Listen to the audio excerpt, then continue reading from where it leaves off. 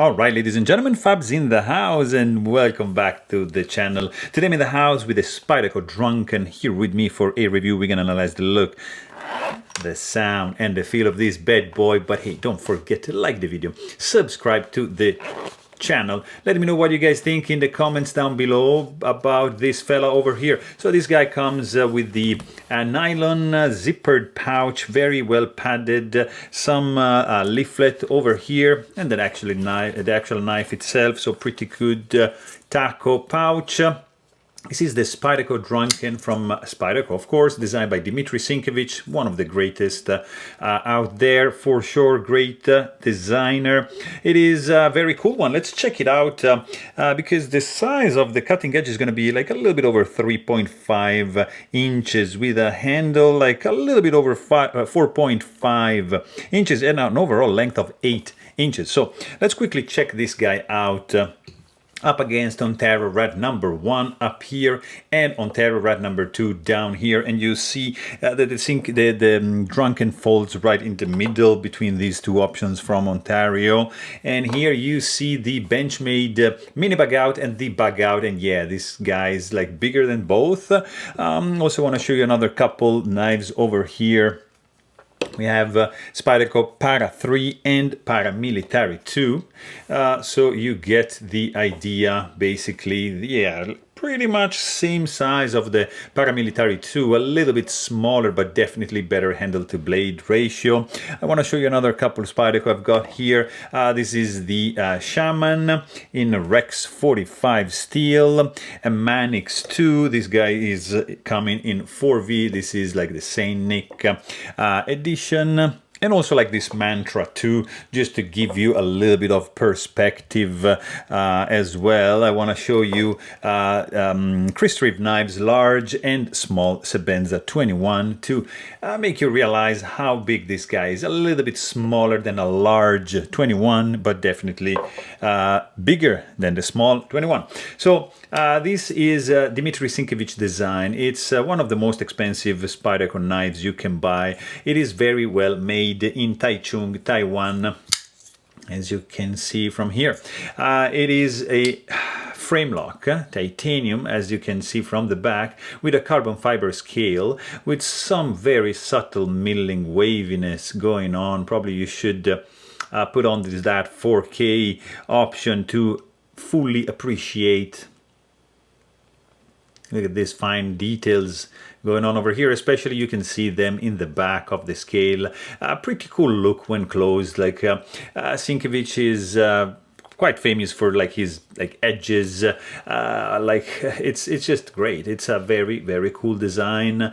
I really like this one, and you can see it really flows. It's like very nicely integrated blade shape within the handle. Finger grooves is leaving exposed these this thumb hole for the deployment of the blade.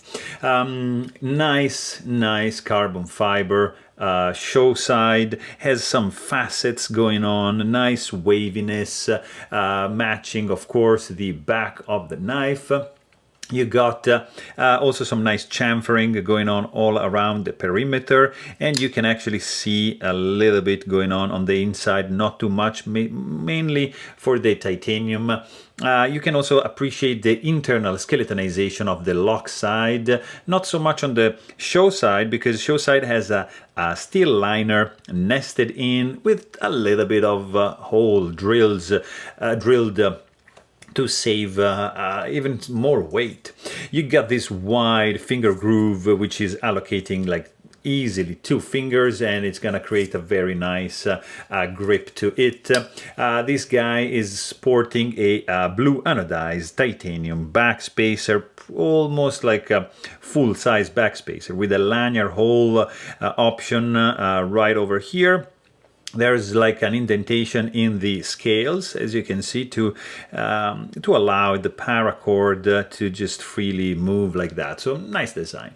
You got also the blade safely buried down, absolutely centered. You get there's no flipper tab. You only have like this thumb hole over here, which is mainly accessible, as you can see from this perspective, from the show side, and it's going to be pretty easy to do like a thumb flick. From the back, you just have to jam the meat of your finger like, and kind of like do it, but it's not super comfy. Super simple design and construction. Oversized pivot with a T8 and T6 for the handle screws, which are, you see, Chicago screws, not really screwed in into the titanium, and that's a fantastic thing. Super straightforward disassembly for this guy. You have also a very nicely done stainless steel lock face insert screwed in with 2 screws from the inside, and you know, to be able to leave clean design right here in the back. Nice nice option for sure. At the same time, this lock face insert is integrating a lock bar stabilizer, so you're not gonna be able to overextend the lock bar, and that's pretty cool to do. I think that's a ceramic detent ball, but there is no detent ball ramp, so you're gonna have a little bit of a hard step, not that much. And then you got a titanium tip-up carry only, not reversible pocket clip, which has not that much spring tension. It's not really, I mean, it's not the best. You can bend a little bit this guy up. There are options from like a Purvis, especially too if you want something fancier. I mean, this works. It's not the best clip around. There's been some criticism about this clip. I think the design, it works all right, but the fact that, you see, your fabric can get snagged right at this point because of the external lock bar cut relief. It's over here, and the placing of the clip, and mostly like the spring tension is not really there. It's a little bit on the light side, but then you got, guys, pretty cool blade shape, nicely jimped. It's not like super effective. It's nicely done. You can, I mean, it's functional, but not that much. I really like the crowning of this, the chamfering of this spine. Super well done. The chamfering on the spidey hole, just gorgeous. No, it really, it's not hurting by any means. And then you get this this is kind of like a mirror washed finished for this S90V steel. You got basically all belly in this Warncliffe blade shape, nice sharpening choice. The plunge grind is intersecting the spidey hole, and it's like virtually continuing like to this line to expose a little bit of flats here, almost like full flat grind for this blade. You got Spyderco CPM S90V right over here, the Spyderco logo, and you got Dmitry Sienkiewicz design logo and Taichung Taiwan to underline that this blade was made in that high-end factory. 0.135 stock thickness, and I would say, yeah, pretty thin behind the edge. Look at that. That's going to be right over here, 0.135. Very, very cool slicer indeed. You have, this guy is running on washer, so the action, it's not bad. It's actually quite snappy, but the sound, it's nice and clacky, and you can hear it like that. You're gonna have to wiggle the handle to have the, see, to have the blade just close shut. You disengage the lock bar, the blade wants to go down, but then even if it's disengaged, at this point you see there's not really much movement, and you gotta have to wiggle a little bit, but it's all right. The sound when you close it, very deep, like thud, nice, and nice clacky when you flick it open. Let's quickly check the weight of this guy, because it's not like I mean, the weight is quite well contained because of the materials. You see, it's going to be like 3.84 ounces, so not too shabby. Nicely contained for the skeletonization, the carbon fiber. It's yeah, it's well done, especially because like not really much hot spots I'm detecting here. Maybe from like this point over here, if you squeeze a lot, it might dig a little bit like that into your fingers, but you can just hold it a little bit higher up like so, and it's gonna be all right. Jimping is not that effective. You can even do like a kind of like a reverse grip, because this area here is gonna become like your finger guard, so that's gonna work. It's not super comfy, to be honest. The reverse grip, I prefer this the regular grip much more, because of this finger groove, can allocate my two fingers, and yeah, it's gonna feel absolutely solid, and the texture on the handle is gonna confer some nice grippiness to the overall handle, so not that slippery.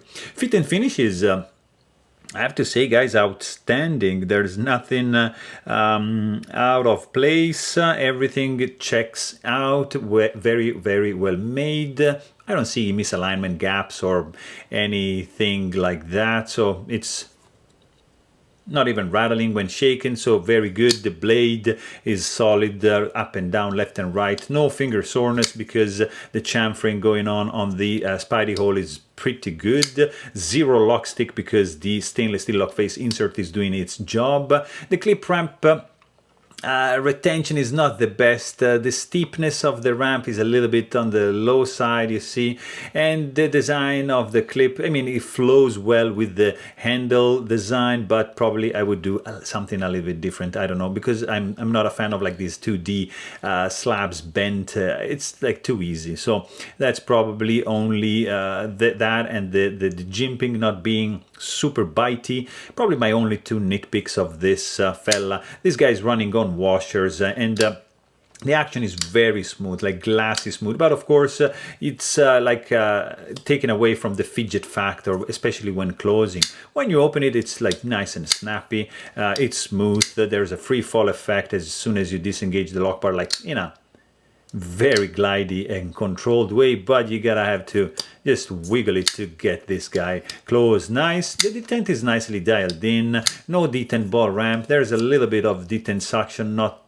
too much, but I really like these flowing lines for this Sienkiewicz design, Spyderco made knife. I mean, Drunken is a very cool looking one. Great materials employed, very nice fit and finish, great ergos. The sound is alright. The price is it's okay. On the secondary market, you can find it for like $350, so not super cheap, but still in a decent, it has a decent quality price ratio. So there you have it. Hope you guys enjoyed this video, and thanks for watching. Stay tuned.